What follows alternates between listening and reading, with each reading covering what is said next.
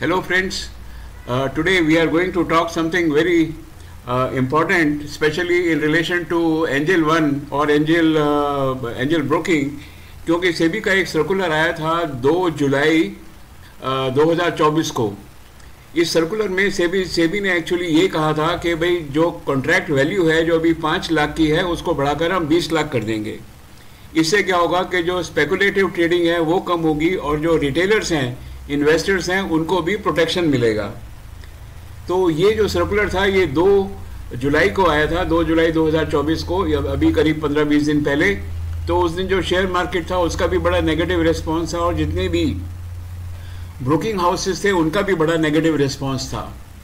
तो अब देखते हैं कि जो ब्रोकिंग हाउसेस हैं उनका क्या कहना है, आगे चल के देखते हैं। लेकिन उससे पहले प्लीज़ मेरे चैनल को शेयर करिए, सब्सक्राइब करिए, डाउनलोड करिए और कमेंट करिए।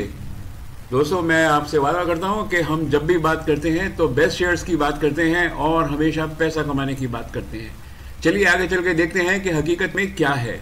तो जो सेबी का सर्कुलर है, जो ब्रोकर्स का जो व्यू है वो व्यू ये कहता है कि सेबी का जो 2007 का सर्कुलर है जिसमें उन्होंने कहा था कि 5 लाख से बढ़ाकर 20 लाख कर दी जाएगी कॉन्ट्रैक्ट वैल्यू, उसका कोई इम्पैक्ट पड़ेगा नहीं, नंबर 1।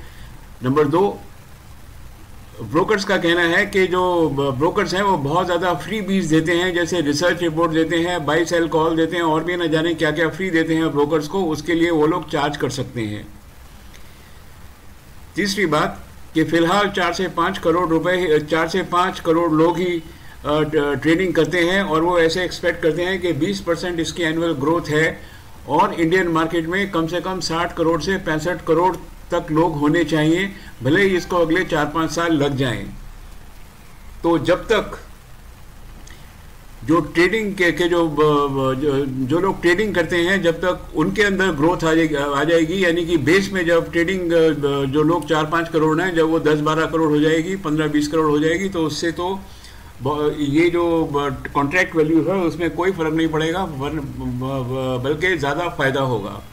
ये जो एक्शन है सेबी का एकदम मोमेंटरी एक्शन है और सेबी के एक्शन को सब ब्रोकिंग हाउसेस बोल रहे हैं हम मान लेंगे, हमें बिल्कुल कोई प्रॉब्लम नहीं है।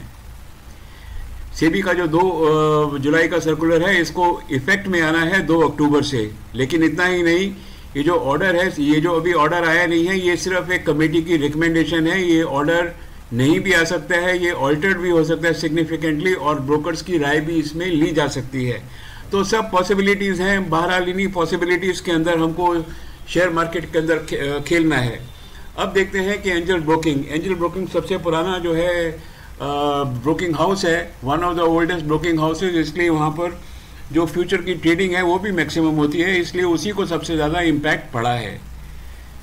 लेकिन एंजल ब्रोकिंग के मैनेजमेंट का भी यही कहना है कि उनको इससे कोई ज़्यादा फर्क पड़ेगा नहीं और वो हर चीज़ को न्यूट्रलाइज कर देंगे by increasing the freebies which they are giving. चलिए अब स्ट्रेटेजिकली देख लेते हैं कि जो एंजल ब्रोकिंग है स्टॉक है क्या कहता है और इसको कैसे स्ट्रेटेजिकली ट्रेड करना चाहिए। तो दोस्तों, मैं आपको ये बताना चाहता हूँ कि जो सर्कुलर आया था, सर्कुलर तो आया था 2 जुलाई को, यहाँ पर जब ये 2 जुलाई है, यहाँ पर आया था जब एकदम मार्केट गिर गई थी, ठीक है। लेकिन एंजल ब्रोकिंग का जो शेयर है उसने तो 15 जनवरी से ही गिरना चालू किया है। उसने जो है लोअर टॉप ही बनाए हैं। 15 जनवरी को रिजल्ट आए थे तो उसके बाद ये गिरा, फिर यहाँ पर 17 अप्रैल को रिजल्ट आए, फिर ये गिरा, फिर 2 जुलाई को आए, फिर ये गिरा। तो इस तरीके से जो एंजल ब्रोकिंग का शेयर है वो तो कंटिन्यूसली गिर ही रहा है।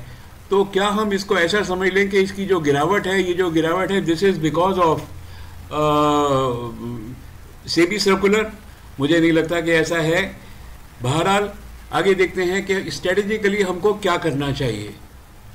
तो जैसे मैंने आपको पहले ही बोला कि पहले ये ऑलरेडी ये एक डिक्लाइनिंग ट्रेंड के अंदर था, तो अब अगर मैं इसमें एक ट्रेंड लाइन डालूं, यहाँ पर मैंने इसकी एक ट्रेंड लाइन डाली है, वहाँ पर कितनी बारी टच हुआ है, 1 2 3 4 बार टच हुआ है और हर बार ये गिरा है। इस बार इसकी गिरावट ज़्यादा है।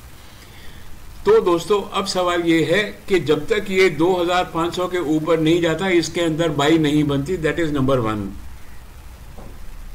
हो सकता है ये और भी गिर जाए, हो सकता है गिर के और 1900 के ऊपर भी आ सकता है, लेकिन आप ये देखिए कि कितनी ज़बरदस्त आपके पास अपॉर्चुनिटी है, क्योंकि इसका जो हाईएस्ट है वो करीब करीब 38 है। अगर आज ये 21 है और 100-200 रुपये गिर जाता है तो अगले 1 साल के अंदर ये 100% देगा, ये तो कंफर्म है एकदम, इसमें तो कोई कहने की बात ही नहीं है। तो अगर हम स्ट्रेटेजी के हिसाब से देखें तो स्ट्रेटेजी के हिसाब से हमको 2500 के ऊपर पहला बाई बनता है। और यहाँ पर हम देखते हैं दूसरी स्ट्रेटेजी क्या है। दूसरी स्ट्रेटेजी है कि इसका वीकली चार्ट ये मैंने लिया है, this is 1 year weekly chart I have taken. और ये जो वीकली चार्ट में जब तक ये दोनों लाइनें, that means the price line और ये जो मूविंग एवरेज है, जब तक ये दोनों जो है 2:10 अगर रिस्ट वॉच में देखें नहीं आ जाती, तब तक इसको खरीदना तो बनता ही नहीं है। ये जितना गिरता है इसको गिर जाने दीजिए, उतना ही ज़्यादा हमको पैसा इसके अंदर मिलेगा, इसमें कोई शक नहीं है। तो मैंने तो बस आपसे अपनी स्ट्रेटेजी को डिस्कस कर लिया है, that how I am going to follow the strategy. आप अपने ब्रोकर से ज़रूर पूछ लीजिए, अपने फाइनेंशियल एडवाइजर से पूछ लीजिए क्या करना चाहिए। लेकिन मैं एक बात दावे से कह सकता हूँ, शेयर को गिर जाने दीजिए, जितना गिरेगा अब ये उतना ही पैसा देगा, क्योंकि ये पहली बार नहीं गिरा है, ये पहले भी ऐसे ही गिर चुका है, जो मैंने आपको ऑलरेडी यहाँ पर बता दिया है। देखिए यहाँ पर कितनी बड़ी बड़ी इसने फॉल दी हैं, कोई डरने की ज़रूरत नहीं है, इट विल गो अप। और अगर साल के अंदर डबल पैसा हो जाता है और क्या चाहिए। सो दोस्तों, थैंक यू वेरी मच, मेरे साथ रहिए, शेयर मार्केट में रहिए, टनाटन पैसा कमाइए और शेयर को लाइक, शेयर और सब्सक्राइब करना बिल्कुल ना भूलें। मैं आपके जो कमेंट्स हैं उनका इंतज़ार कर रहा हूँ। Thanks a lot.